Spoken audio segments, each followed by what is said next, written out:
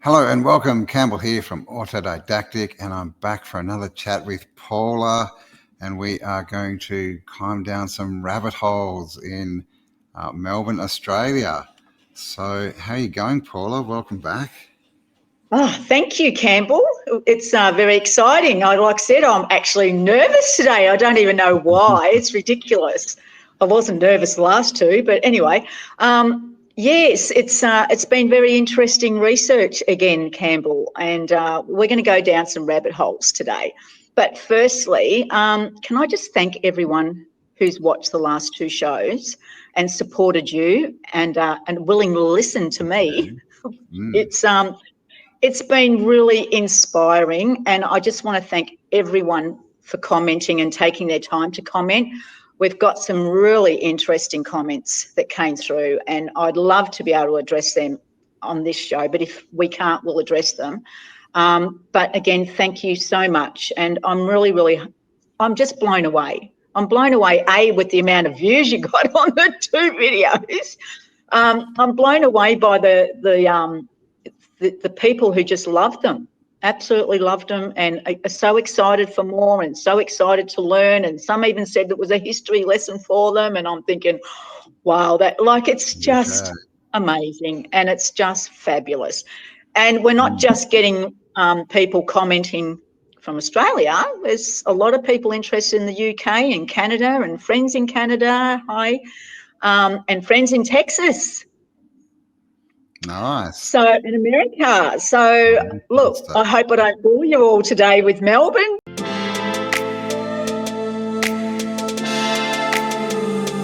Look, Melbourne was such a popular place, apparently, back then. I don't know how, but it was. And I also want to say, excuse me if I talk over Campbell sometimes, because there is a little lag, and it's very hard to get used to, isn't it, Campbell? Yeah, it is. Yeah. No, you're doing well, and thanks for sharing your info with us. Just wondering when's the book coming out? Oh, that would be interesting, wouldn't it? When's yours coming out, Campbell? Yeah. I'm halfway through mine, so you'll have to start writing. I'll have to start. Well, I did do a chapter for Guy Anderson from Tesla and Cabbage Patch. So I did do a chapter in that, and I'm really excited for that. And the feedback from Guy's been fantastic. So, and I so enjoyed it. But again, it took me down a place where I had already in my head where I wanted it to go. Guy and I talked about it. He was very excited about where I wanted that to go, but it took me to quite a dark place, Campbell, in the Bendigo gold rush, and I didn't want to go down there. So I got taken down a different path, which ended up being better, much better. So the whole gold rush is a very dark place. So anyway, are you ready to go back in time, Campbell? Let's do it. Jump in the TARDIS. Let's do it. Okay, and we're going back to 1854 again, and we're going to do a bit of time travelling. And excuse me because I need to read off papers. There's so much here. So let's get into it. So we're going back into 1854. We're going back to the Crystal Palace of Melbourne.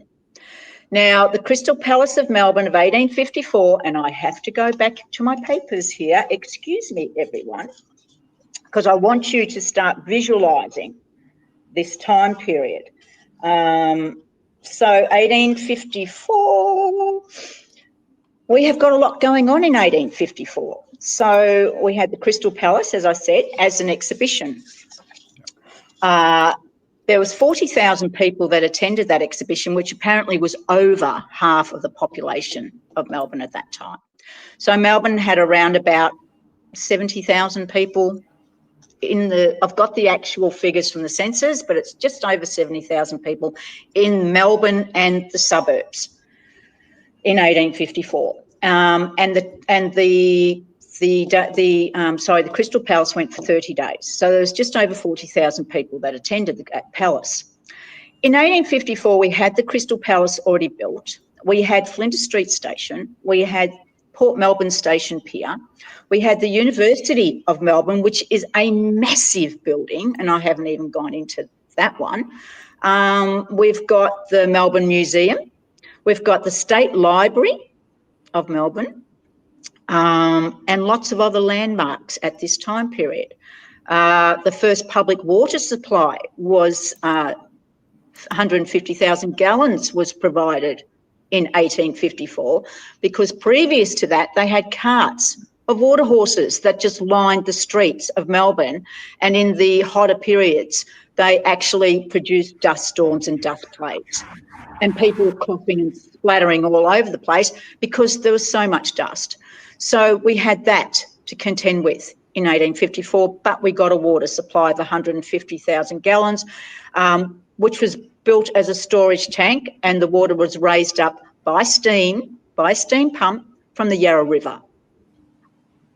Building without a water supply then, like the water came at the end of the Crystal Palace. And around about the same time period, 1854. Okay. So yes, we had lots of drought and lots of floods in Melbourne. So when the droughts were happening and the heat, we had lots of dust because of these water carts. That's the only way they could bring water in.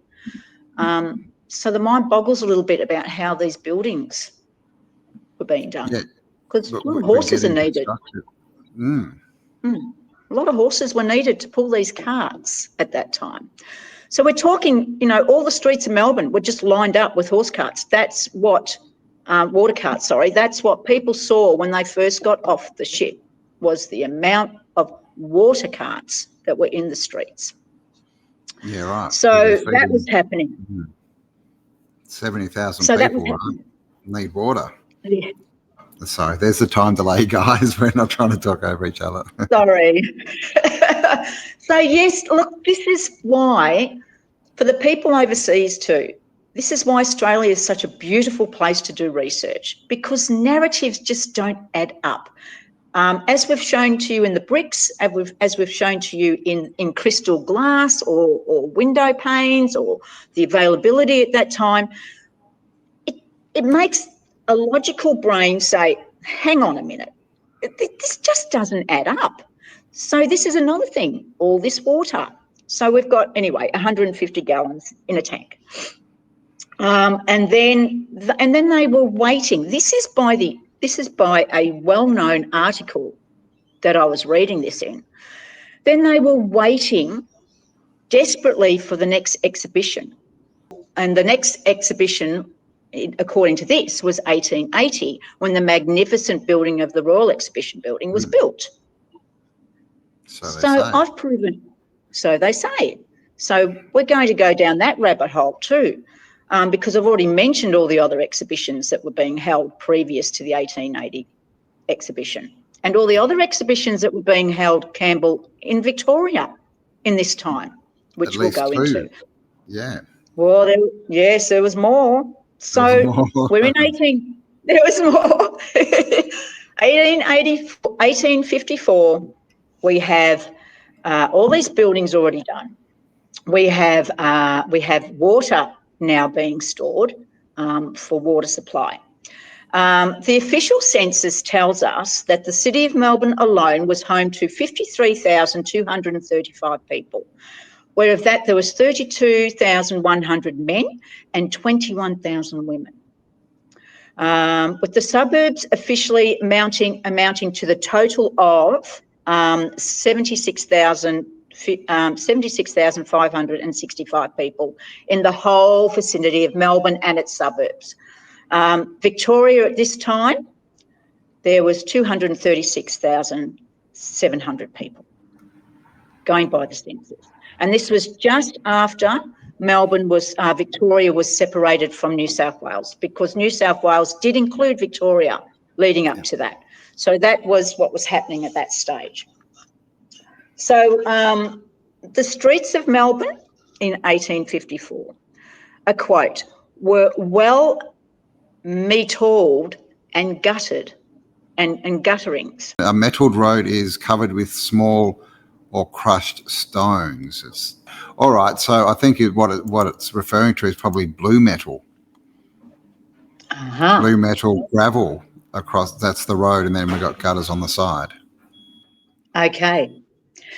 Now, I have to bring up a comment from one of your viewers, and thank you very much, that Melbourne was actually paved with red bricks on the road. Interesting. And when I read that comment, I remember vaguely someone saying something like that many, many, many, many years ago when I was younger. And this person said that the asphalt, they asphalted over the streets of the paved bricks. And when Melbourne gets potholes, you can actually see. Really? You can see the bricks through there. Well, that would make sense. Yes, That would be metalled, right? They got a brick road and they cover it with blue metal asphalt, and that's metalled. It's now metalled. yes, Yeah, wow. yes, Interesting. yes. So thank you for that viewer that mentioned that. I really appreciate that because, yes, apparently you can see those bricks. Wow. So what are they hiding? How much are they hiding, Campbell? This is why we question. Yeah. I mean, well, bricks. I mean, apart from where did all the bricks come from? They can be used as batteries, right? With the Yes, iron that's in them. So if you've got a road that's made of red brick, like, does that mean that maybe there was some other kind of transport that was going along? Was it a battery source for the trams or something like? Because I mean, for them to cover it up, I mean, I think most people there's would something. think that they're taking something good away, right? They're not like sort of taking a threat away. So yeah, it might be something to do with some kind of free energy, free transport. Well, do you know what that makes me think of, Campbell, there's a very old photo of the Flinders Street, I think it is, the side view of Flinders Street Station, where there's a whole lot of mud and a whole lot of like bricks everywhere, and then you can see the railway or a tramway there that's leading up to that street, and it always looked weird to me. Do you know which Like one it I'm had talking been about? dug out. Is that Yes, yeah. There's photos of that from yes, Fremantle too in Perth, where it's a main street. And yeah, yes. it looks like I think that it actually looked like it was bricks too, like they were removing There's paving, and there bricks. was this Yes, stuff yes. underneath. Yeah, right. There's actually other photos where you can see, if you zoom in to some of the older photos, you can actually see a lot of bricks and things sitting on the side of the road, and then roadworks or something being done there, but it's already finished. So it doesn't add up. It just looks, Yeah. again, it's just not what the hell is that picture thinking? Yeah, like all these So with construction photos with a bit of scaffolding on yeah, the outside, but the building's complete, already finished. it's exactly. So we've got that happening at this time period. Again, 1854. We're still in 1854. So make sure you've got the right clothes on, Campbell, and, you've got the right shoes on and everything else. And the side paths were in the process of being sealed around Melbourne at this time in 1854. Okay, the footpaths or the sidewalks, yeah. Yes. Yeah, were See, being sealed. Whatever that means. It's obviously not concrete. It might have been, again, brick, maybe bluestone. We don't know. There's no actual description of the side paths. And this is something else that I constantly come across, is the flooding of Melbourne. So apparently Melbourne flooded constantly leading up to 1882, where they actually put good drainage systems in Melbourne to get rid of the water. So because of all this flooding, we had a lot of rain in this time period. So we had extreme flooding with a lot of rain and extreme droughts.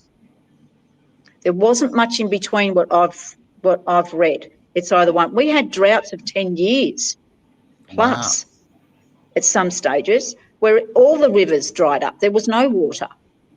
So we have extreme heat and extreme weather in this time, which answers something for me, because these people always, I know it's etiquette and people say, well, they never dressed, to show skin or anything like that. I understand that. But if you've lived in the heat of Melbourne when it's 45 degrees, and I've lived through those times where Yeah. you just can't sleep. It's just so hot, and it's day after day after day. How did those Yeah. people wear suits, top hats, and as we're led to believe, they're wearing suits while they're constructing? Yeah, I lived through there was a big heat wave back in the 80s, man. Yes. And like cars were like driving down the road and ripping the Yes. asphalt up, and all the news reporters were frying eggs on the pavement and stuff. Yeah, I went through that, and it's ridiculously hot. And I was actually thinking the other Yep. day, like back in the 70s, most, like not most, but a lot of Australian, suit wearers would wear shorts and a short sleeve shirt and a tie, right? Yep. And I don't know when it happened. It must have been the 80s, right? And then suddenly they all just started wearing these full suits. And I mean, even today, that's hot Yes. enough Yes. when you can walk into an air conditioned office. But back in the day, when you're sitting on a horse and you're working, you're getting around, We've got yeah, dust storms happening. We've got floods. We've got mud. That it's not. leads me into the next. It does. It's No one's dressed as a worker. no, They're all no. dressed in They're all like dressed office, up. yeah, dressed up. Yeah, it's crazy. It's crazy. But then I think, well, were there times when it was wet? Was it that cold? But then they couldn't work in that weather, Campbell.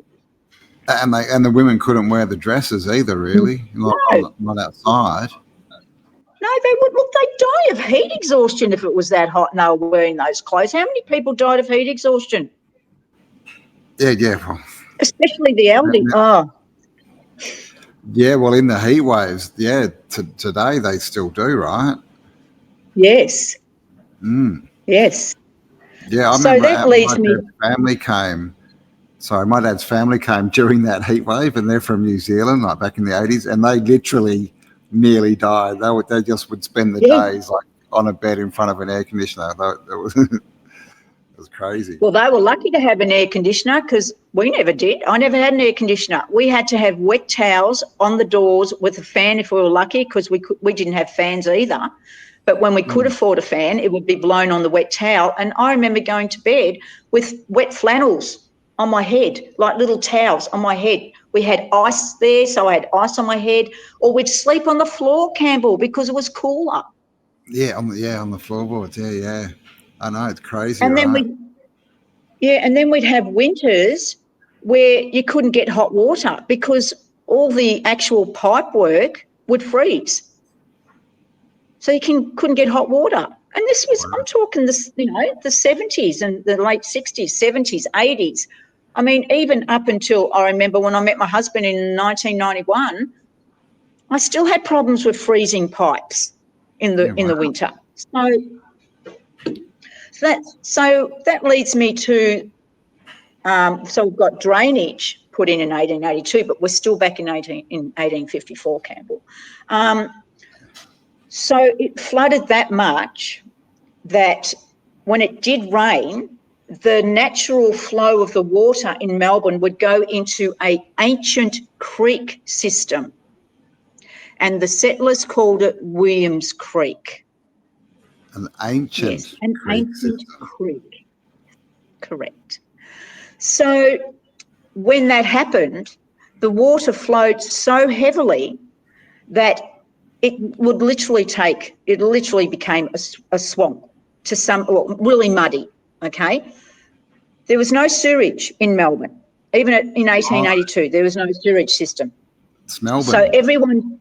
yes, the Smelbourne, that's where the stink thing came from. So Melbourne, everyone did their business wherever they wanted to. But they had people cleaning up after the bullocks and the horses. That was maintained, apparently. That was a very thing in those days. They had to be maintained, all the manure, because they needed it for people's gardens and they needed it for new gardens being built at that time. So it was like gold. So that was cleaned up on a regular basis, that they had paid young children, probably convicts, cleaning up the manure.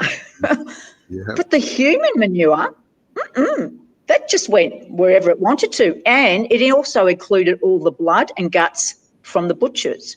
They would just throw that out in bucket loads, apparently, out into the street. So when we had flooding, that would go down the natural course line of to the ancient creek of Williams Creek. And because they had so many horses and so many bullocks at the time, there were certain parts of Melbourne that became swampland and so muddy and so thick that they couldn't get anything through. So now you're thinking, a logical thinker would think, well, hang on a minute, how are we transporting? Yeah, and who builds a city without water runoff? They've got paved roads with asphalt on the top. They've got a gutter system on the roads, but where's it going? It's apparently nowhere, right? So, I mean, who does that? We're sealing the pathways, the paths along the. So this is the exact reason why my mind goes, what the?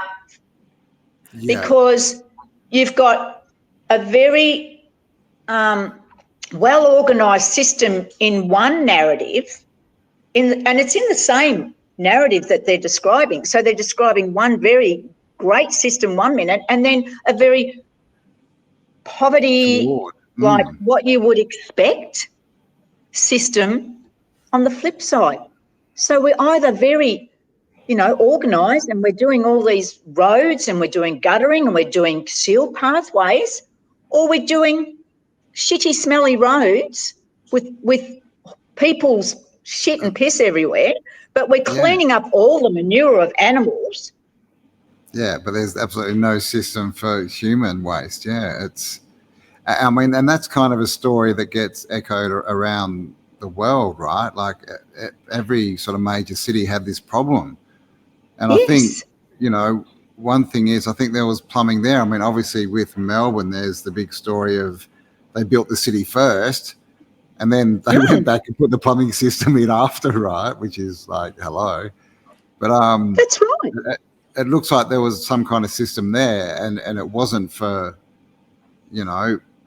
waste, and they just weren't using it basically. And most cities then used it for waste, and it was all backwards. But what do you think about? Do you think that there could have been natural canals in Melbourne, and it was filled in with the mud flood? Or Melbourne has lots of little streets. It has big streets, then it has like little Collins Street, doesn't it? And little this street. So I'm wondering maybe if they were canals because they weren't as wide. They could. Well, that's a very good point, Campbell. A very good point, because when this is another thing, I'm thinking about the comments of your viewers. There was a lady. Remember, I brought up the 2022 findings over when we were all locked down. They all of a sudden found foundations, thick foundations below a building that they were doing. I've been to that building. This lovely viewer. Look. Yep. Yep, and people have found the videos, the Channel 10 video of that and shared it, but that's not the one I saw. The one I saw I can't find. That must have been Channel 7. The one people are sharing is Channel 10. And they still say 1,600 artefacts. The artefacts date back to the 1600s. Channel 10 say that. That's a problem in Australia. They're not supposed to be here till 1788. Exactly. So, and then the one I saw, they actually said, yes, the building's dated back to 1845. Now, I've never found that one, so it must have been Channel 10, Channel 9, sorry. So you had a viewer make a comment, and again, thank you. I can't remember everyone's names, I'm sorry, but thank you so much for saying this. This lovely lady went and had a look at that building when it's finished, because apparently they were displaying some of the artefacts that they found. And it was in a lovely little showcase when you entered this building. She was surprised of the amount of fruit seeds and fruit and vegetables that they found. What's fruit? Fruit, sorry. Oh, fruit. Fruit seeds. That's right, fruit seeds. Fruits, okay. fruit seeds and various different seeds that they couldn't identify that were found on that site that they displayed. That then supports what I said about the lady that a friend of mine spoke to, that her ancestors painted the markets and the fruit trees and the vegetable gardens that they had along the Yarra banks. Yes, that is very interesting, and all these ruins. My hairs are standing up. That was all like a couple of stories under the road level, wasn't it? So it was pretty buried. It was pretty buried. Yeah. It was so pretty something buried. Obviously happened that, it sounds like the mudflood theory, right? Like that there was a civilization, living there, and then they've got flooded out, and that's kind of caused devastation and havoc, and the city never got really repopulated, and people have moved in and just claimed it as their own, right? They came and found it. Exactly, but it also demonstrates that they don't know what's going on, Campbell, because the first one that they found with the picket fence, and Will and the wrecker got the picket fence and put it in his backyard, they said that area, which is totally not the same area as what they found the other two foundations, that was in an area, they reckon, because it became so swampy, they told people to get out of their houses because they were going to fill it up with soil. But they didn't fill it up very much. Just enough to cover, maybe the roof, I don't know. But it wasn't very deep, because apparently that picket fence wasn't very deep under the ground. So no, I don't know. There's a photo of that fence, isn't there? Yeah, we shared it last time. So I just love that these little things just come together. So the government filled the houses in, did they? Is that the story, that they told people they were going to level out the city or whatever? I mean, it's a common story, that one too, right? All cities have to be flat, right? Except for San Francisco, apparently. Yes, exactly. Yeah. Hey, but guess what? We were actually moving part of the inlet of Melbourne, that part where the water. Well, here we go. I'm losing my mind now.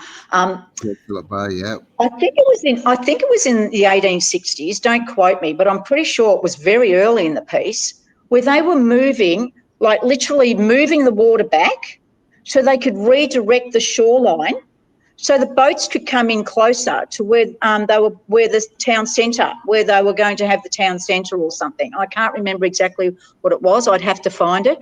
But they actually rebuilt an area and literally held back the water in our bay and made extra room. How did they do that?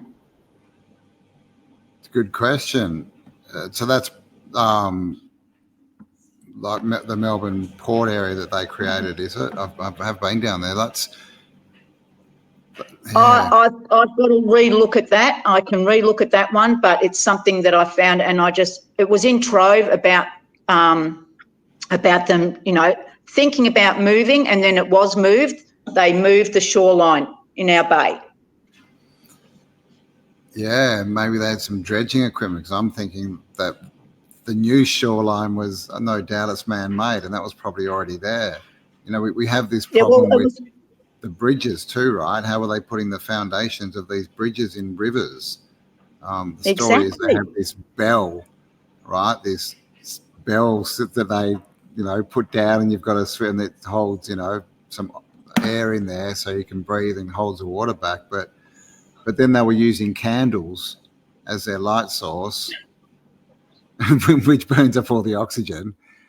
And it's kind of because they were sealed in there, it doesn't make sense. At what point, what do they do? Build the thing up and then get a bigger bell, and so they could break through the water? I mean, yeah, it doesn't. This where they moved this water air line was around the Docklands, where the Docklands is now. It was around that area where they bring in the ships. So they just wanted, more area. So, look, is it because we can't think like they did back then? Because I've had people commenting that, oh, you know nothing about construction, you know nothing about this, how can you even comment about that? Well, I'm sorry, but I've project managed 3 houses and built another 3. So I'm a lover of building, and I've had to deal with tradesmen. I've designed my own homes. So I know how much bricks are required for my house. I know the timelines I've got to have tradies in. So, and I don't build a cookie cutter house. I build traditional house with traditional, cornices and architraves and verandas and old-fashioned brickwork. So I'm not a lay person who doesn't understand construction. So I just want to make that a little bit clear. I mean, I see a lot of those comments too, obviously. The thing is with those comments is no one ever backs themselves up with facts.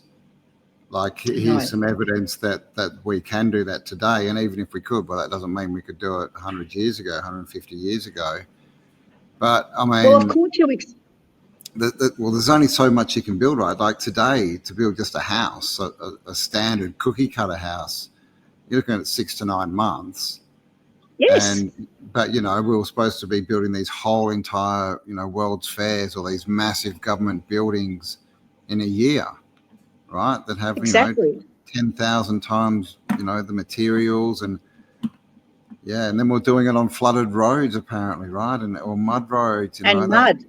With cartwheels. That's what you do, right? If you're going to build a big building, the last thing you do is put the road in, right, so you can actually get your materials and your workers there. Exactly. That's exactly right. See, I built a Queenslander. I lived in Queensland for 20 years, Campbell, and I moved a Queenslander from Nambour to a property in Tarragindi, and that took us, I project managed that, and that took us over 4 years to renovate that back to its original capacity, originally what it looked like. I did a lot of research to make sure that house, I found the original, where it lived, the original photos, everything. I brought that right back. We actually won the renovation home of the year by Master Builders Association back in, when was it? 2003, 2002. So nice. I do know what I'm talking about. I mean, well, that's the other thing. It's one thing to build the building, right, but then all the finishing work on these places. Yes. All the intricate floors and the walls and the balustrades and the cornicing and all the features. I mean, that would, probably take longer than building the building, right? Because that's all artistic work as well and high skill level work.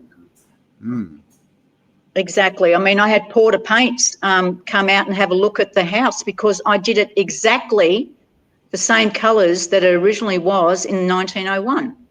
Nice. And Porters couldn't believe it because the colour combination they said they've never seen in their life. And they said to me, we want to come and have a look. And they did. And they were blown away by the colours that I used. So it's not a bragging thing I'm doing here. I'm saying that when people see us, they just see us. They don't know our background and they don't, and then they think we're not, what we're saying. And I understand it does affect people and some people get very upset. But I do have some background in the building and it's been, like I said, from the start, it's been my love forever. So I actually renovated old homes and built homes to look old. So, and I've done the traditional gardens and a lot of this came not from studying, but just from my head. So it came from somewhere. It came from, an ancestral remembering from somewhere, because I don't even realise until now, since I've done my research, I look back at what I've done in my homes and the projects I've done in building, and I think, bloody hell, Paula, you already knew back then. You were already taking parts of things back then subconsciously and adding it to your homes without even realising it, because I just loved it. So I mean, it's a good point. A lot of us feel, like we should have been born in the Tartaria time. Maybe That's that's what because we we were, said, right? 1800s. So the closest I got was to build or renovate old homes. So, but in saying that, Campbell, I've had some wonderful comments from people that are in the building trade. I've got a lovely young man with a family who messages me with photos that he sees. He's a roof plumber in Melbourne, and he's been doing that for a while, and he sees all the discrepancies, and he records it. And if he travels anywhere, he records it and he sends me photos, and it's like, wow, this guy's right on track. And he's just happy that he's got someone on the same, you know, with the same thought process that he can share these things with. And I love that.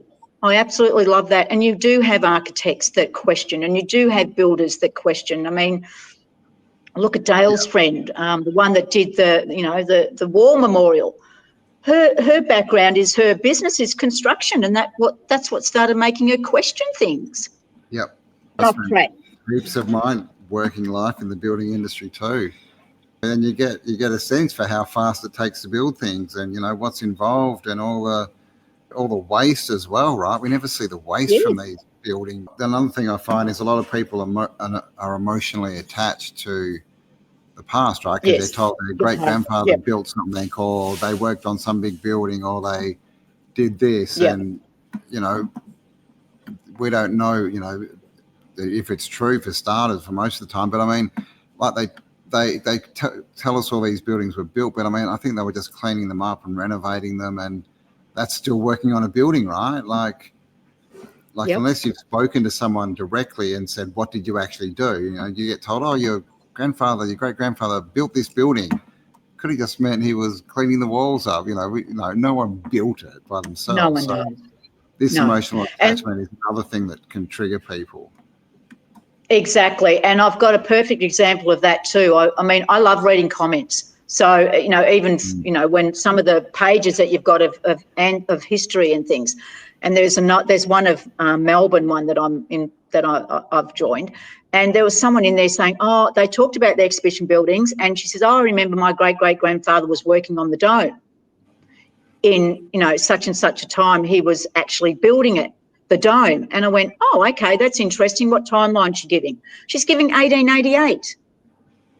It was already built. So obviously, been there for 8 years. And guess what?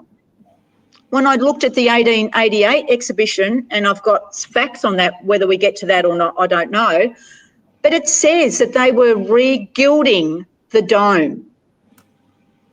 That's how the information get morphed. And so these people get the story they built it, or it goes from they worked on it to they built it, and they believe that, but in actual fact, they could have just been gilding it, right, or whatever.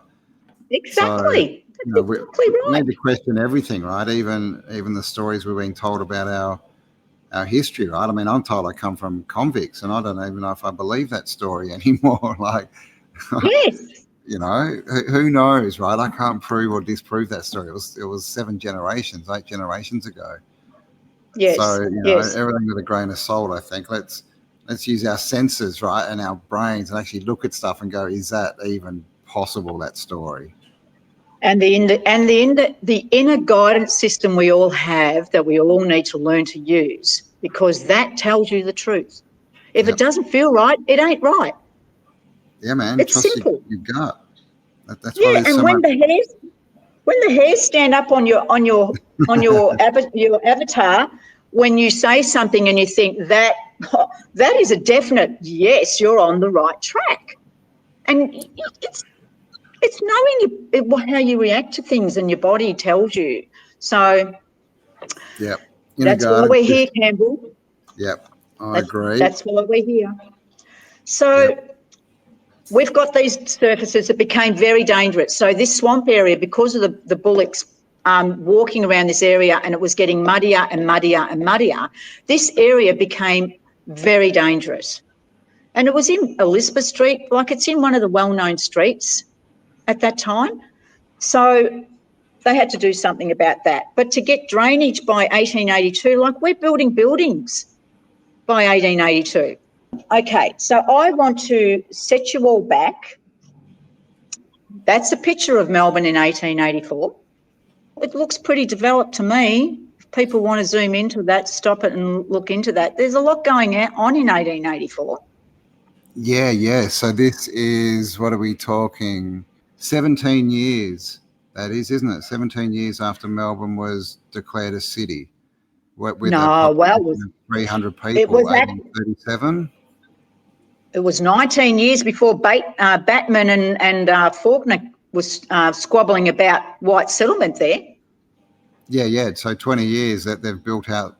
I mean, you can see how many city blocks there are there, and they're all full. There's a big bridge there. That's the Princess Bridge, I'm pretty sure.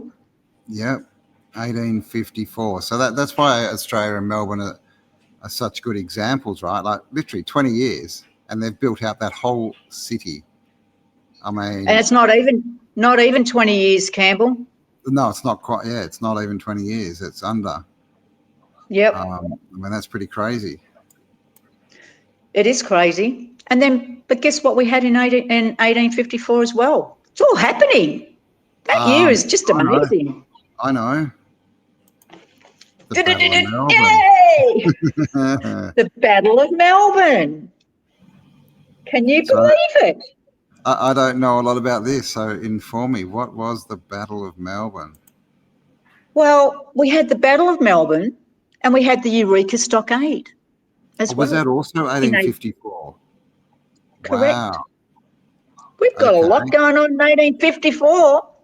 That is a lot. And for anyone who doesn't know, the Eureka Stockade was basically an uprising of miners, we're told, in Ballarat, in Victoria. Yep. You know, they had a flag. Peter Lawson, I think, was the leader. And it became the sort of, it's taught as the first uprising, you know, blah, blah, blah. And when you learn Australian history, they put it in there as a pretty big event, don't they? They do. So that's one I haven't dived into, but when I went to Ballarat and I watched the whole show on the Eureka Stockade, because they sit you down in a, you know, auditorium and they show you all about the Eureka Stockade and what happened. Yeah, in Ballarat. Have they still got Sovereign Hill? I remember going to Sovereign Hill when I was young. Yeah. Yeah, another indoctrination sort of system. Another history theme park. Exactly. So, but, you know, we've got Bendigo, which really didn't have a gold rush until was discovered in 1851, but in 1852 is not when it started happening in Bendigo. So we've got Eureka Stockade in 1854. We've got the Battle of Melbourne, 1854. We've got the Crystal Palace in 1854. We've got all this stuff going on in Melbourne in 1854 and its suburbs. But we're also holding an exhibition building in 1854 in Sandhurst, which is the original name for Bendigo. Interesting. So this is Sandhurst, Bendigo. What's the date on that one? That's the Pell Mell building. Yep. And we got this one. Yes. Just from these beautiful parks that they were building around that time in Bendigo. Now, a little background on Bendigo. It was a sheep station in 1840. Really? Yes. Have we got a date on this one? I mean, it looks 1800s, right? Like late 1800s, kind of the way that there's a lot of these pictures around that time period. It's the Pell, I think. Yeah, it's around, well, it came up for 1854, so. It came up for 1854, wow. Same story, right? Like, and look, is that an electric light, like a light pole there? Oh, I can't see it, I'll have to zoom in on it. I'll zoom in on it for the video. But yeah, I mean, same story then, right? Like within 20 years, it's gone from, you know, bush, a sheep station, to a built-out city with roads and all this stuff in there, massive buildings. Yep, and Sandhurst also had an exhibition at the Crystal Palace in Paris. Oh, really? They had, okay. Yes. Sandhurst did. Yes. Wow. We love this timeline, don't we? Yeah, that's crazy. Yeah, I mean, they paint themselves into a box, right? You know, they've given this story of, oh, you know, and I guess, you know, if you think about it, the reason they had to say this land was uninhabited is so that they could claim it, right? Claim it as their own. Otherwise, they're breaking their own law system. So Correct. that's no doubt why they've said it's an empty land. You know, it was barren. There were just, you know, cave, you know, like rock. What is it? Stone Age Native. people living here, natives that had nothing, and blah blah blah. But when they do that, then they've got to go with the narrative that there was nothing here, right? If there's only, you know, Stone Age people, as they like to sort of say, then they Yep. obviously couldn't build buildings, right? And then the timeline with the pictures messes them up. But you know, I guess that's why we have a school system, right? You know, learn Yes. Australian history for, you know, 4 years of your 12-year schooling, and bang bang bang, and you just start to, you know, most people believe the narrative. They just built it, you know. And it was my granddad, so don't you dare tell me he didn't. And we have you can go boots on the ground and have a look yourself. It's just, that's just mind-boggling when you look at it with new eyes. That's before. So Dale's we've got the battle. Hey? Dale's from Bendigo. Yes. Get him on to chat one time. Yes, he needs to come on so we can have a talk about Bendigo, because Bendigo is another awesome rabbit hole. There's nothing adds up in Bendigo. No, so it's got some really nice buildings, hasn't it? Really ornate, and they all popped up at the same time because of gold. Yeah. This is the thing: when you find gold, you can literally just turn it into buildings. You just say, "I've got gold, give me a building," and the building appears. Right? You don't need bricks. You don't need to source products. No, you just buy a building. I came across a trove story in 1890. Because back then there was a big dispute about who actually discovered gold in 1851 in Bendigo. There was a whole court case about it, because apparently an unnamed couple found gold in Bendigo, and when they declared it, the authorities sent someone out, and that someone apparently didn't declare it when he should have declared it, because apparently this gold was found very close to his property. So there's a whole dispute about that and what he should actually be paying. They wanted to know how much gold he actually extracted before it was actually announced. So there was a court case in 1890 about this person. It was only a little extract, but it's there. So who knows when all this stuff was really discovered? So, we don't even have the story of, who found the gold there and why there was a gold rush. That's it. Unnamed people, they can't remember who this couple was in 1890. So. Yeah, man. Follow the yellow brick road, hey? Follow exactly. So 1854 we had the Battle of Melbourne. Yes. September of 1854. So Melbourne flocked to the port with makeshift weapons, convinced the Russians were invading Melbourne.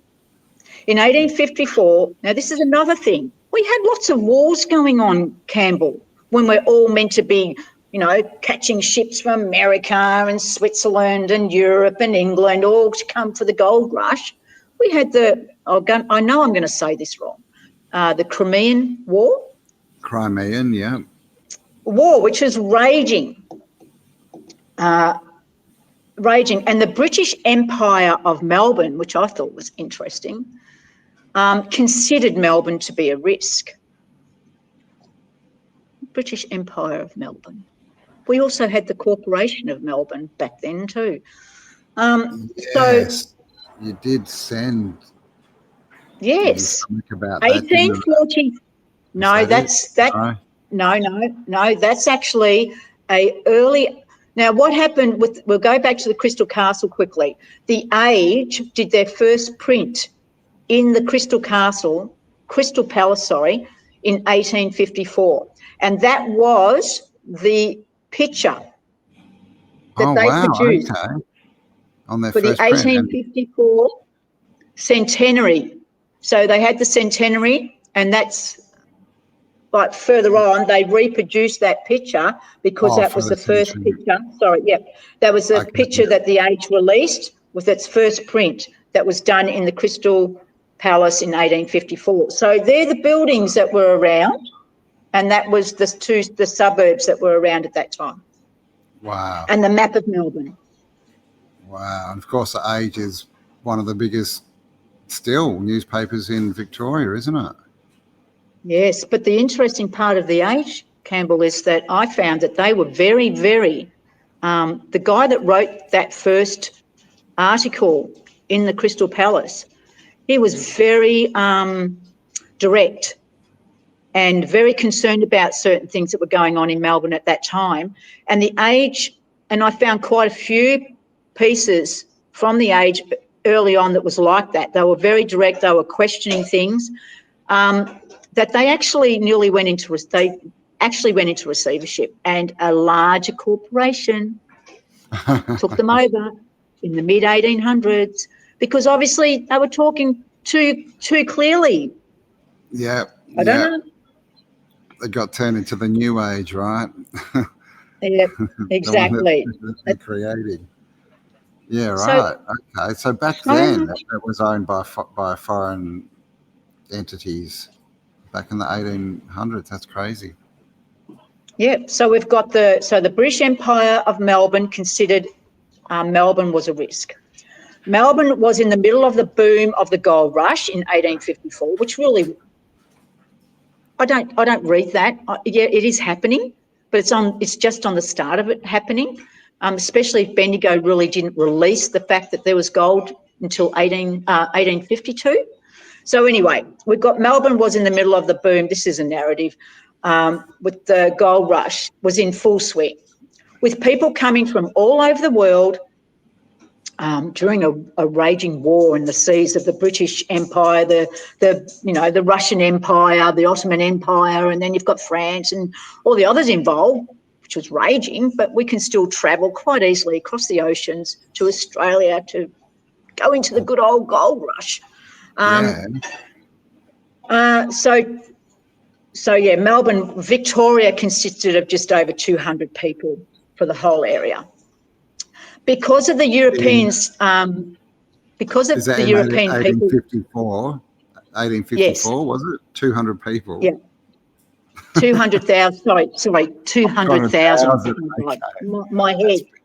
Of Victoria, sorry. Yeah, Victoria. So, sorry. Yeah. Yeah. So because we had people arriving here from different European backgrounds, they were also coming from areas that were involved in this war. So they came over with their fears and their concerns about this raging war between the empires at that time. So they brought that panic with them. So because of that, the government decided to give half a day holiday to the men in Melbourne and to train them, because we had no soldiers. We had no military here, Campbell. They were all overseas fighting. Yeah. Even right up until the 1865 time and leading up to 1865 with all our forts. Another rabbit hole. And the whole gold rush narrative, 1850, seems to be for the narrative of the population exploding, you know, the buildings being built, and that might be why they say 1854 for the first building, right? Because they have to say, well, where'd the money come from? Well, gold rush, and where all these people were coming and looking at Melbourne, and then 6 years later, it was the richest city in the world. In the world, it went from Melbourne to the richest city. Like it's. Oh, I love how you think, Campbell. So, so we've declared a holiday, a half a day, geez, that's so good of them, to be trained, because we had hardly any military or no military. Because when I studied the forts, when I went to Port Nepean, which is definitely another rabbit hole we have to discuss, they didn't have enough military then. And even in Queenscliff, they were putting settlers in those forts to man them because they didn't have enough military to be there, because they were all overseas. We just had constant wars. So we've got them trained up. In half a day. In half a day. So then the newspapers, and here we go with the newspapers. The newspapers were already back then, not the Age, because like I said, the Age was actually quite direct and questioning a lot of things, but you had the Angus and you had quite a few, the Australasian, you had quite a few other papers. I think there was in Melbourne, there was around 13 or 14 papers at that time. So they were publishing that the Russian ships were in the Pacific Ocean, and there was a lot of them. They'd been seen. Now, China apparently later had said that they were there because of friendly. They weren't there because of any other reason. They weren't there to represent war. They were actually invited by the Chinese to come over for whatever, I can't even remember what reason that was, but they were invited into the Pacific Ocean. So, but the newspapers had to say, oh, we've got Russian ships seen, and, like building up the fear in people. And then you've got the people coming from overseas building up the fear again because they'd experienced the Ottoman Empire and the British Empire War in that time. So Melbourne had no warships. So they were in the harbour, and people were starting to panic, and this build-up was building and building and building and building. And then the papers were saying, oh my God, they're coming here to invade because they want to take our gold. They're going to take the gold from Melbourne. All your hard-earned money, or all the hard-earned gold that you've got, it's going to be taken by the invasion of Russia. Before that, it was the invasion of France. Yet we were fighting Russia with France now, and it wasn't that long ago. It was in the mid 1840s we were fighting. Oh no, 1829, I think, with Napoleon. So now we're buddies with France, but we needed to put that flag in the ground before France claimed Australia. So anyhow, there's a lot going on. There's a lot going on. So they're really worried. Now, when I did the Port Nepean boots on the ground, and I looked at their explanation, because we built a wall between Port Nepean and Queenscliff between the 1850s and 1865, because one, they were worried that a tidal wave might flood Melbourne, and two, they were worried that that Russians would come in and take their money and their gold. So they built a wall. You can still see a little bit of that wall, but you can actually see they have actually made a huge platform. I don't know how they did it, because this is where, between Queenscliff and Port Nepean, you've got the raw ocean, and then you've got the bay. And there is when the water goes out, you can actually see like a concrete slab that's man-made. They say it's man-made. They're not sure when it was put there, but it's man-made.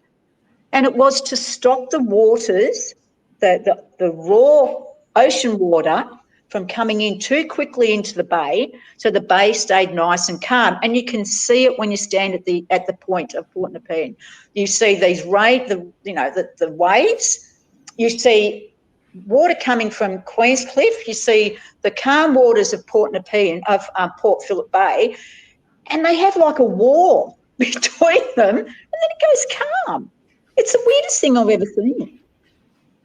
And you still see, and so they put this wall across to try and slow down. You can only see little bits of the wall to slow down the rush of that water coming into the port. So there you've got two stories.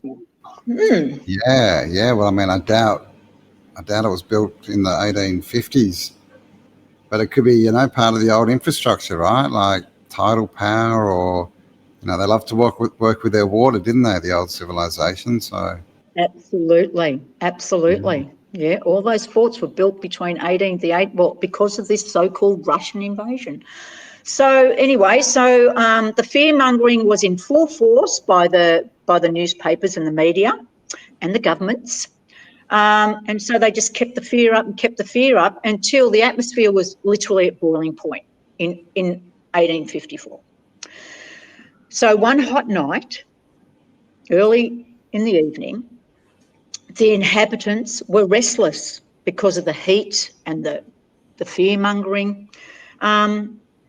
So a cannon was let off in the night, early night, not late night, early night, and people were still awake and they couldn't sleep because of the heat. So this cannon went off, and then rockets exploded in the sky, and they saw, like, it looked like fire in the sky. So everyone panicked, and they all grabbed their weapons, whatever they could get. They grabbed sticks, they grabbed machetes, they grabbed knives, they grabbed whatever they could get. They could use it as a weapon. They reckon most of Melbourne went down to the foreshore, including Mr. Hotham, Mr. What was his name? Oh my God, you know, Mr. Hotham, George Hotham. Yeah, well, Hotham was part of the original elite that were in that Melbourne area at that time. So I think he was a governor. Yeah. George Hotham was a governor. So he rushed from Toorak to Port Phillip Bay to have a look with all the people, as well as other people in his government, all rushed to the bay to see the sky red and the ocean in flames. That's how they saw it. Okay. So, yeah, it was a very intense time. But it turned out that they were all told to go home. And they were very, very confused. And they said, why do we need to all go home? They said, go home, it's just a false alarm. So they sent everybody home. And one of the governor's politicians, apparently, when he raced back with his horse back to his home, he was found in his seat, laughing his head off, sweat pouring off his face, because he believed it was a hoax. And thought, laughing on Melbourne people, because, you know, they were all ready to defend Melbourne against the Russians, and thought it was very, very funny. As it turned out, there was ships out in the bay, and one was a quarantine ship that had people who were very ill, and that he was cleared of the quarantine. He'd been out there for 2 weeks. And the last person had been removed that morning, and that night he was cleared and he could move his ship again. So he was cleared of any sickness in the boat, and he could get on with his travels. He was so excited that he could finally leave our port that he let off cannons and rockets to celebrate. Okay. But what are these rockets? Did they have rockets in the 1850s? I haven't had a chance to research that, but that's what it says. There was cannons blown, there was cannons and rockets. So when the cannons fired, they were heard from the bay, and rockets were seen in the sky. That's the quote. Wow. And it said the ocean was on fire when they got down there. Which yeah, I'll just read from cannonballs for sure, right? That you need some kind of fuel to sit on top of the water and burn that, right?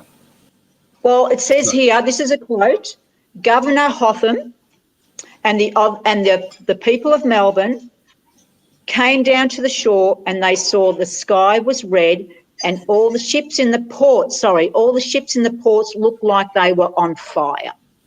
Okay. And then he just sailed off, was allowed to sail away. Yes, they were going to prosecute him because so much terror and disruption that night.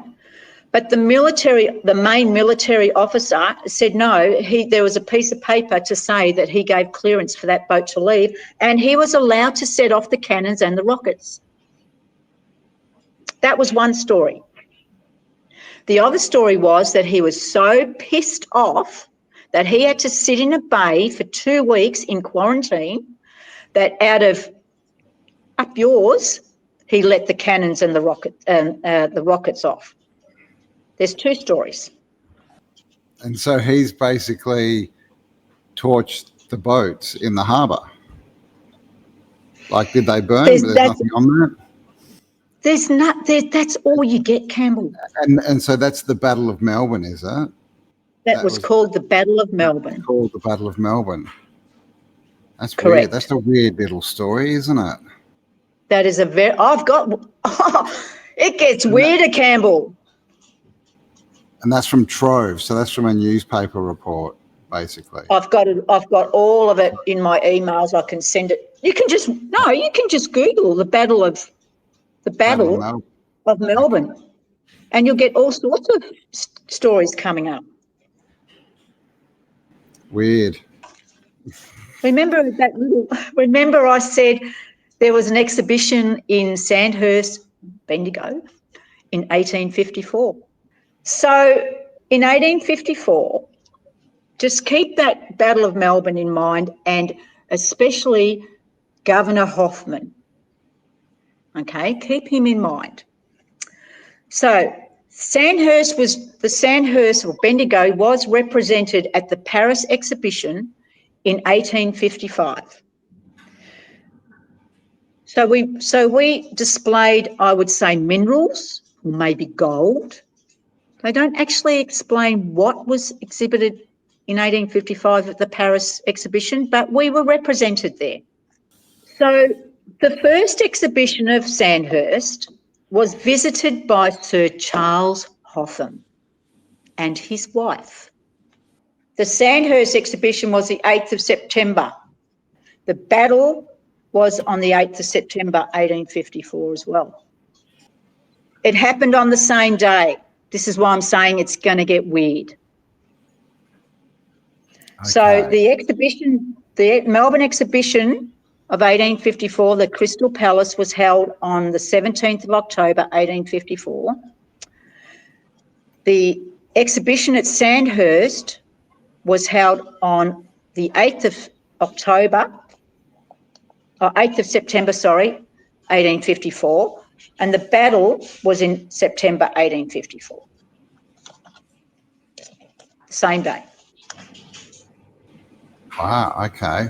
And this governor was supposed to be at the battle Two places at once. Yeah, at the exhibition too at the same time. So he opened the exhibition at Sandhurst on the 8th of September. A day or two travel, wouldn't it? Like back in the 1850s? I can't find anything. All I know is for us to travel to Bendigo from Toorak, where he lived, it took 4 hours return. Oh, 4 hours. Wow. So 2 hours each way, yep. That's in a car on highways, yeah. On the highways. And also at that time, we've got 5,000 people on foot, on horse, and in carriages going from Melbourne to the goldfields. Sir Charles Hotham and Lady Hotham were at the opening of the 1854 exhibition in Sandhurst. The building was 6 foot long, 8 feet wide, and was architecturally beautiful. 6 foot or 600? Sorry, 60 foot. No, 60 foot long. 60 by 80, okay. By 18 feet wide. 18, okay. The building was architecturally beautiful, and 2,000 people attended. The women were dressed in splendour, and there was 170 exhibitions. I mean, 18 by 60 feet doesn't sound like that big of a building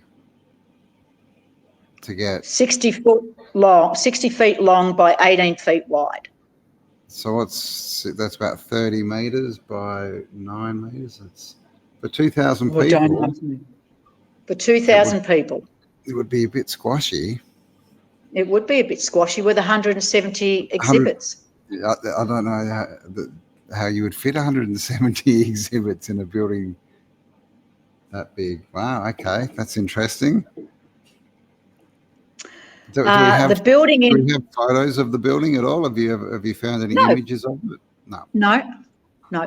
No images. But the building in 1879, so it became the Mechanics Institute, which is a huge building now in Bendigo, huge, because it's one of the main buildings for schooling and all sorts of stuff in Bendigo. It was added to. Well, I think there was a picture of it I sent you. All right, so this is the Mechanics Institute. That's a big building. It actually looks like the town hall, Campbell. No, that's the town hall. They must have added on to that. Oh, that's the town hall. That's what's come up. That's the town hall where the 1879 exhibition was held. Okay, I found this one. Yep, that's it. Wow. That's what it became, the Mechanics Institute. That's it. Okay, so that's very Greco-Romano. Well, that's a big building because look at the size of the people. Exactly. Yeah, so that's all right. So that's more like the building that could fit 172 exhibitions in it. Yep, 2,000 people. 2,000 people. And that was just for a day, was it? Like how long did that run? That one went for, I think it was a month. It wasn't for very long. But we're doing this while we've got a gold rush happening, Campbell. Yeah, well, that's what I was thinking. Like the town of Bendigo, as far as the story, would have just been mainly dirt roads and tents, right? And grubby men walking around with pickaxes and shovels. They describe Bendigo as a very muddy place. So why are you having a World's Fair Expo there? Doesn't make a lot of sense. Why indeed? And Mr. Hotham and his wife were there. And then they somehow raced back to Toorak to be there for the Battle of Melbourne on the same day. Interesting. Maybe, yeah, geez, are they just getting their stories mixed up? I guess they needed to explain that building in Bendigo or something. Exactly. Well, apparently we had, the train the train came into Bendigo or Sandhurst in 1862 from Melbourne. Wow. And went to Kyneton and Castlemaine, and then it was extended to Echuca not long after. So we're building Crystal Palaces, roads, side paths. We've got a battle happening. We've got tracks, drainage systems. We've got train tracks. Yes, we're now able to. We've got the train system. We're now holding an exhibition in Bendigo. We've got the goldfields happening. I mean, like I said in one of my other ones, who's going to be interested in doing all of this while you can make your money at the goldfields? No one's interested in building buildings or even going to an expedition. Definitely not with the story we're given about Australian bushman or whatever, or worker. Wasn't the kind of person that would be going to a World's Fair, you know. It's the convicts. The convicts did it all. That's the answer. No, Paul. The convicts did it all. The unskilled, unable to read or write properly convicts, which most of them were children. They did it all. And while they were building those tracks from Melbourne to Bendigo, to Kyneton, to Castlemaine, I'm talking, for people in America, miles and miles of tracks.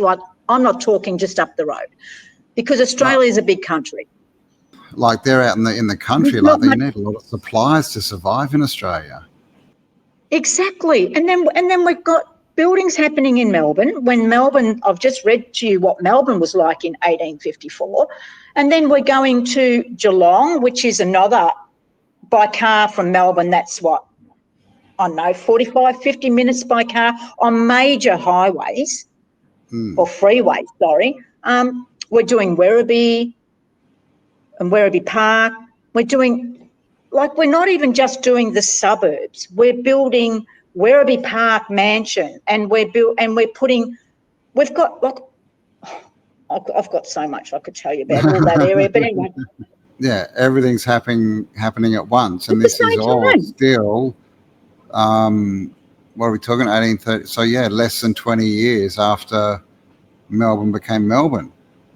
Exactly. And we're building Little River and Lara and areas just out of Melbourne, but before Werribee or just after Werribee, before Geelong. I know people overseas don't know where I'm talking about, but we have walls that go from these places that are like volcanic rock that have just been built, beautifully built, no mortar. So it took a lot of this to put the right rocks in to keep Dry those walls. walls stable. Yeah. I'm talking hundreds of kilometres because they went all around the Werribee sort of area. They went up towards Kyneton. They're seen around Bendigo, Ballarat, everywhere. And our convicts were meant to have built those too. And they're building paved roads in the country areas. I mean, Well, there you go. we So, didn't so have that was that many convicts. that was my great grandfather. He built Melbourne. Don't you tell me otherwise, man. Yeah, exactly. And Exactly. so there's walls all over Victoria, like connecting the towns up. Yeah, That's not. for the Oh, farms and to delegate areas. so that's what they're saying they're for, Yes. and they're dry volcanic walls. That's Yep. And there's no mortar. There's nothing hot. They're just stacking them up and they're making sure that the plate, like, we've got unskilled people doing this, Campbell, yeah. that don't understand plans or anything like that. Yet they can, I mean, look, I might be wrong. They know how to make dry brick walls. I've got no idea.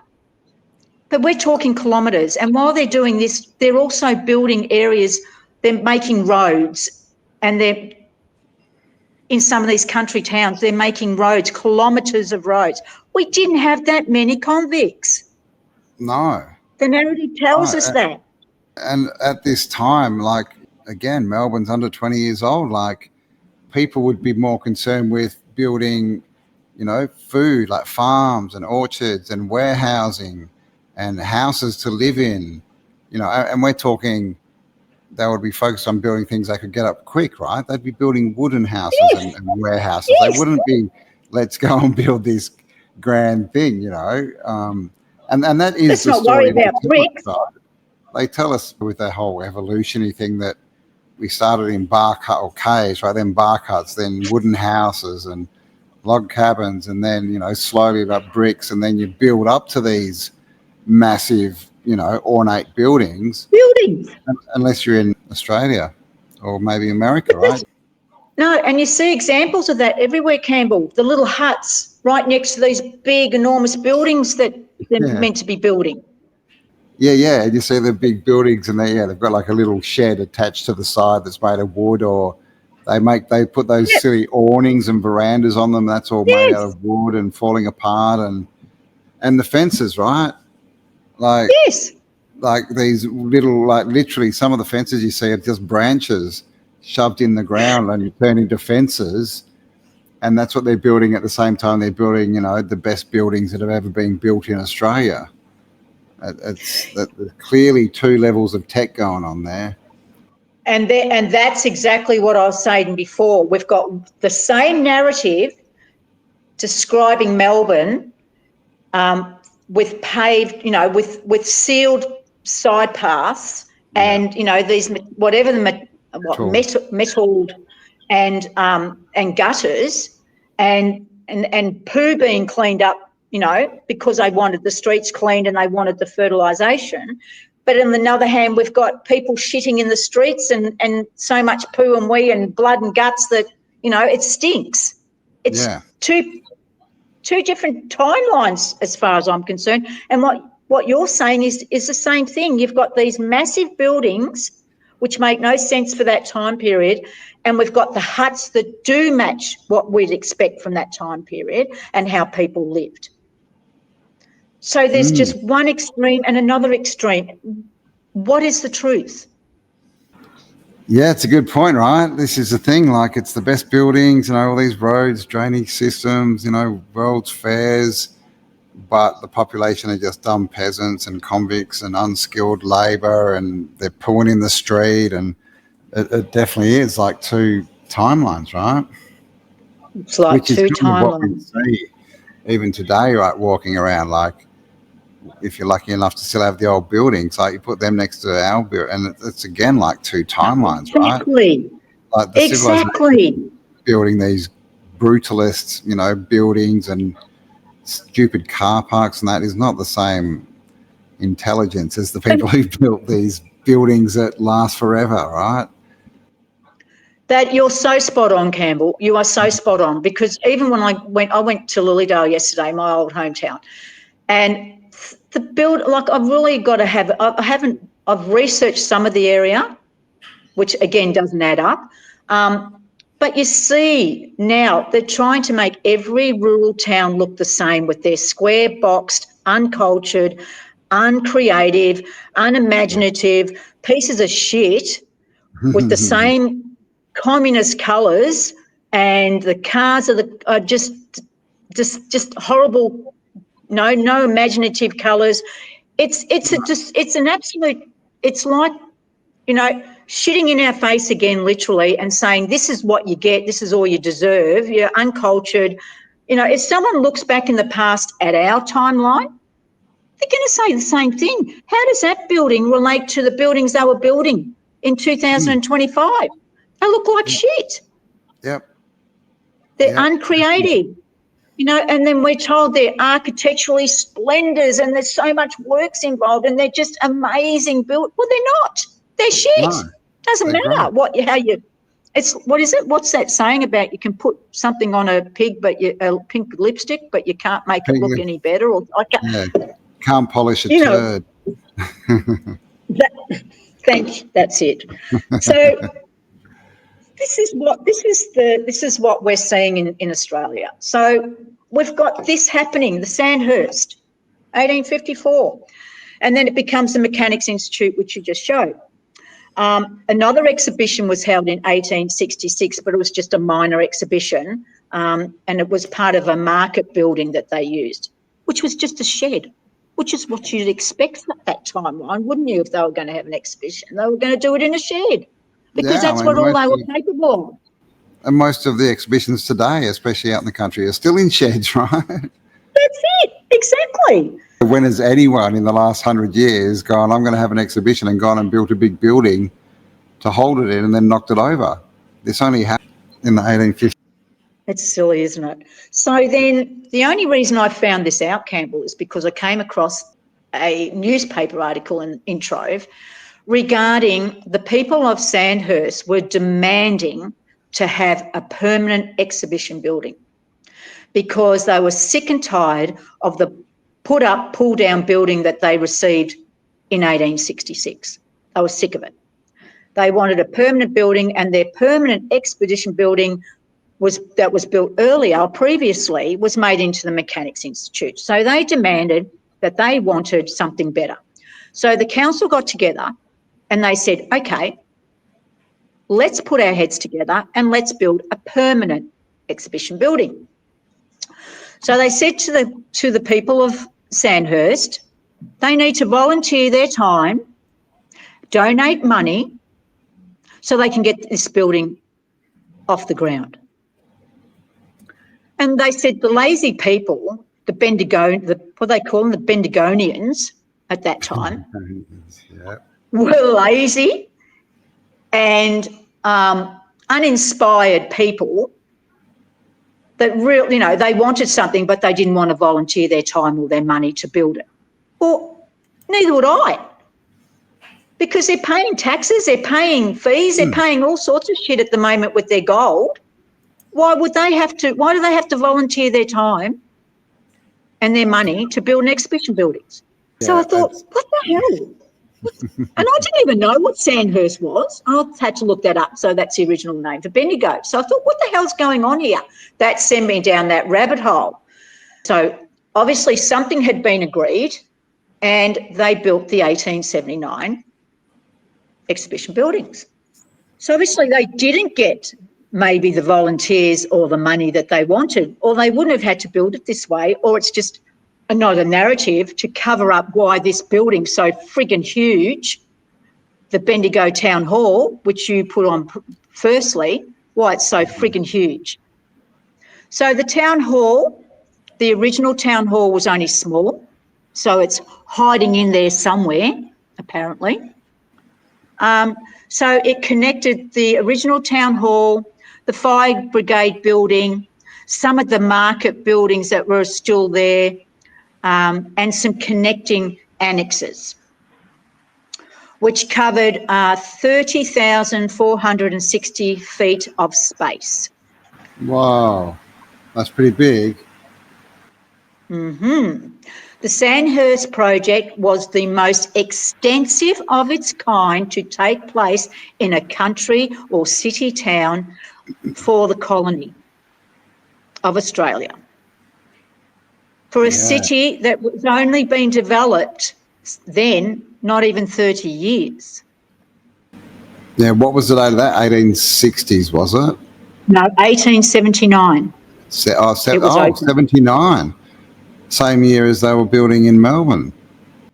The Expo building. And in that little newspaper article I read, they said, the governors of that town said, or the council said, we must get this building up and get everyone to help us before the Melbourne building gets built. That's crazy. And so did Bendigo have an expo in 79 or 80? Yes, 79. They did. I know. Your brain's thinking like me now. Hang on. The foundation was laid in 1879 for the expedition, Royal Exhibition in Melbourne. Yeah. Which was late. I think it was it was the February, I think, of 1879 that they laid that foundation. Okay, that's pretty quick to lay that foundation, but... So they wanted to get that up before the Melbourne exhibition was done. And we also had an exhibition in Geelong in 1879, Campbell. Oh my gosh, really? And I've got sketchings of that one. It was amazing. It was like the Crystal Palace. It had the most amazing roof. They called it wagon roofs in those days, but it had patent paned glass. Wow, okay. Built it for another 10, 15 years until there was actually a glass manufacturer. Yes. So we've got all these exhibitions going on here, Campbell. That's crazy. And that building was beautiful. Wow, man. I mean, all right. That's crazy. So we've actually been going on over an hour and a half, would you believe? Let's do a part two of the Expositions of Melbourne, right? Because You're blown away, aren't you, Campbell? I didn't realise there were so many. I didn't even know about the 1854 Melbourne one, before we spoke about it. You're blown away, aren't you? Yeah, let's dig in and get some. I'll have a look too for some images, and we'll get some. Well, we'll finish that part off, and I'll let you know those pictures because I did send them. So I'll let you know because I've sent you so many pictures, it gets confusing. So we're ready with those pictures of Sandhurst and Geelong. Then we're going to discuss the 1866 press dress. Press dress? A press dress. press A dress. dress that was worn in 1866 at the other exhibition buildings behind the so-called library that no one discusses. The Melbourne Library, the one with the dome that goes up and down. That no one discusses. Because there's a little excerpt that I was reading about how Melbourne, after that Battle of Melbourne, they calmed down, and then because of the 1854 and Crystal Palace, and then it closed around, I thought it was 1861, but it closed in 1866. It lapped over the 1866 other exhibition of Melbourne. Oh. And I'll talk about all that with the press dress. Let's get into that, because there's a lot of questions like, well, yeah, it doesn't make sense, right? Why would small population, you know, and you're having 2 exhibitions at the same time? That doesn't make much sense at all. And we haven't even talked about the electric tram. Oh, I'm into that. Trams are good. We'll get into that as well there. All right, let's do that. Yep. All right, well, thank you again. We'll definitely do a part 2 to this one. I guess that's part 4 of our little chat. So everyone watching, thank you. Give us a like, but also give us your comments. You. Do you have anything to add to this narrative? Do you have any, you know, information on any of this kind of stuff, any stories, any whatever? Let us know. We'd love to hear. We do look at them. Just don't tell us that they can build these buildings. You know, come on, we can build them. But any info, man, let us know. And you know, thanks for watching. Give us a like, subscribe, share the video around, all that stuff. And we'll be back in a week or so with part 2, I guess. Bye, everyone. Thanks, Campbell. Thank you. Bye. See you guys.